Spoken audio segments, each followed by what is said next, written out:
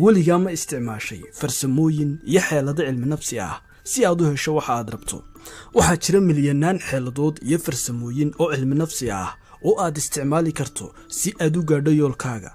sidoo kale waxaa jira milyanaan buug iyo maqaalo badan oo laga qoray farsamooyinkan cilmi nafsiga ah.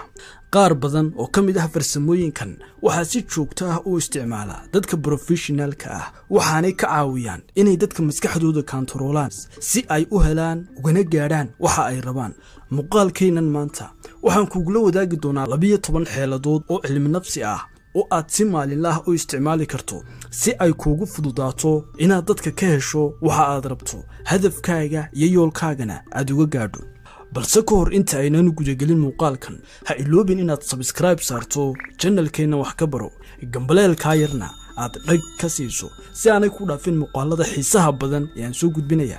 muuqaalkan waxa idinla socodsiin doonaa anigoo Cabdirasaaq Faaraxa. aynu bilaabano.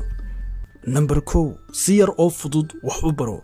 haddii aad rabto inaad si yar oo fudud wax u barato una xasuusato, isku day inaad waxa qof kale u sharaxdo. markaynu qof kale wax u sharaxayno, waxaynu isku daynaa inaynu xogta ugu horeyn si fiican u fahanno, kadibna qofka aynu ugu soo bandhigno si uu fahmi karo. taasina waxay ka caawinaysaa inaad adigu wax baadho, diyaariso, kuna celceliso waxa aad baranaysay, taasi oo ugu dambeyn ka caawinaysa inaad wixii si fiican u barato. Number 2, ugu qofka ku eegaya ee hoos kula socda. mararka qaar ma dareentaa inuu qof hoosta ka eegayo oo uu daymada kugu xadayo si dhowna kula socdo, haddana taasi waxaanad hubin ma noqotaa. haddii aad dareento inuu qof hoos kula socdo oo uu hoosta ka eegayo, isku day inaad hamaamsato. intaa kadibna eeg qofkii aad uga shakisanayd inuu ku eegayay. haddii uu qofkaasi sidoo kale hamaamsado, waxa hubaal ah oo aad ogaatay inuu qofkaasi ku eegayay, sababtoo ah hamaamsiga waa la isqaadsiiyaa. 3, xogta aad u baahan tahay oo dhammaystiran qofka kale ka hel.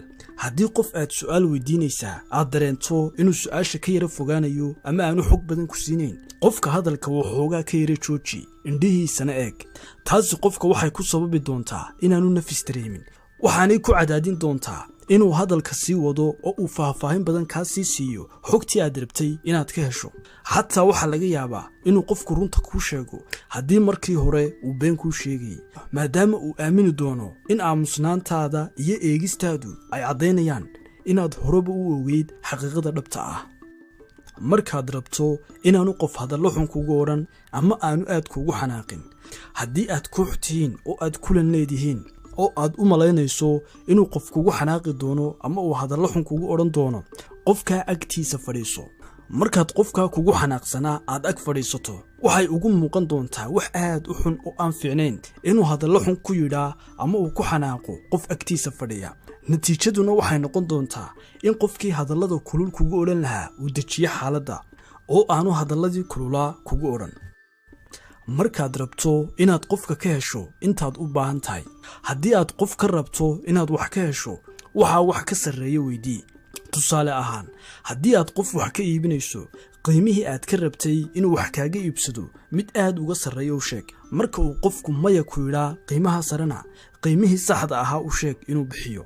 intaa kadib qofku wuxuu ka xumaan doonaa mayadii hore ee uu ku yidhi, wayna ku adkaan doontaa inuu maya ku yidhaa mar kale. waxaana aad u suurtagal ah inuu markan aqbalo qiimaha cusub ee aad u sheegtay. soomaalida ayaa waxay hore u tidhi, haddii aad qof orgi ka rabto, awr baa la weydiistaa. 6, dadka ka dhig qaar kugu raaca waxa aad rabto. ma rabtaa inay dadku kugu raacaan waxa aad rabto? haddii aad rabto inuu qof kugu raaco aragtidaada ama waxa aad rabto, markaad su'aasha weydiinayso madaxa yara ruux. markaad madaxa ruuxdo adigoo qofka wax weydiinaya, qofku wuxuu bilaabi doonaa inuu aamino in waxa aad sheegaysaa ay xaqiiqo yihiin, waxaanu isna bilaabi doonaa inuu madaxa ruuxo oo uu kugu raaco waxa aad sheegayso. Number 7, haddii aad rabto in lagu xasuusto. ma rabtaa in lagu xasuusto oo aad qof xusuustiisa ku sii jirto? waxaa jirta xeelad yar oo cilmi nafsi ah oo si cajiib ah kaaga caawinaysa in si fiican lagu xasuusto oo aad qofka maskaxdiisa ku sii jirto. dadku waxay si buuxda u xasuustaan wax bilowgooda iyo wax dhammaadkooda, inta dhaxana way ka baaba'daa xasuustooda. waa maxay tan macnaheedu? tan macnaheedu waxa weeye, haddii aad rabto in lagu xasuusto waxaa lagugu xasuusanayo qofka ugu horreeya ka noqo ama qofka ugu dambeeya ka noqo. tusaale ahaan, haddii aad waraysi shaqo ama interview galaysid, noqo qofka ugu horreeya interviewga ama qofka ugu dambeeya. taasi waxay sababi doontaa inuu si fiican ku xasuusto qofkii waraysiga kaa qaadiyay oo aad maskaxdiisa ku sii jirto. Number 8, ugu qofka uu inta badan ka helo ee uu ugu dhow yahay. markay koox dad ah oo wada jooga ay wada qoslaan, qof kastaaba wuxuu jaleeci doonaa ama uu eegi doonaa qofka uu dareemayo inuu u dhow yahay. habkani waa hab aad u fiican oo aad ku ogaan karto labada qof ee iskugu yara dhow ama romansiga hoose ka dhaxeeyo kooxda. Number 9, haddii aad rabto inaad qof indhaha ka eegto eye contact, inaad qofka aad la hadlayso indhaha ka eegto oo aad eye contact la samaysaa waa wax muhiim ah. waxaanay si weyn kaaga caawinaysaa xidhiidhkaaga bulsheed iyo inaad u muuqato qof isku kalsoon markuu dadka la hadlayo. inta ugu badanna dadka way ku adkaataa inay qofka ay la hadlayaan ama ay dhegaysanayaan indhaha ka eegaan. haddaba markaad qofka la hadlayso, isku day inaad ogaato qofka indhihiisa midabkooda ama kalarkooda saxda ah, waxaanad u fiirsataa indhaha midabkiisa. farsamadani waxay kaa caawinaysaa inaad qofka indhaha wax badan ka eegto oo aad eye contact la samayso.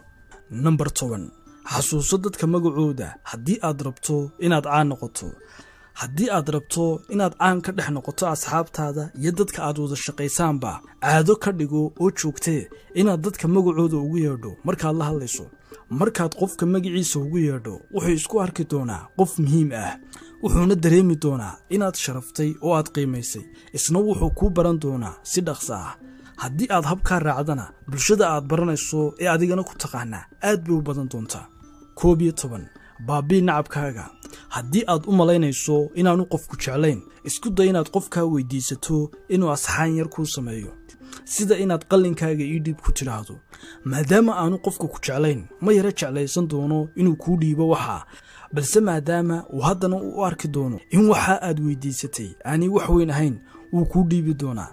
kadib markuu aqbalo waxa aad ka codsatayna, ugu dambaynta wuxuu aamini doonaa inaad caadi isku tihiin, nacaybkii uu kuu hayeyna uu ka baabi'i doonaa. Number 12, ka dhig qofka inuu wax kuu qaado ama ka dhig inaad wax si fudud uga qaadato. haddii aad rabto inuu saaxiibkaa wax kuu qaado, u dhiib waxa adigoo la hadlaya isaga oo hadal u wada, ama iska dhigaya inaad telefoon qof kula hadlayso oo aad mashquulsan tahay. ayar ayaanu waxaa kaa qaadi doonaa isagoon ogeyn ama aan u sii fiirsanayn waxa. sidoo kale, markaad rabto inaad qofka wax ka qaado marka uu mashquulsan yahay ee uu tusaale ahaan telefoon oo kaleba ku hadlayo, gacanta u fidi, waxaanu kuu dhiibi doonaa wax kasta oo uu gacanta ku hayo, xataa inaanu mardhow xasuusan baa laga yaabaa waxa uu ku dhiibay. ma garanaysaa haddaba adigu farsamooyin iyo xeelado kale oo kaa caawinaya inaad hesho waxa aad rabto? nagula wadaag farsamooyinkaa ku khaaska ah qaybta hoose ee commentiga. hana iloobin inaad fiidiyowgan like saarto, saaxiibadana aad la sii wadaagto. sidoo kale subscribe taabo channelka si aad u barato wax badan oo aanad hore u aqoon.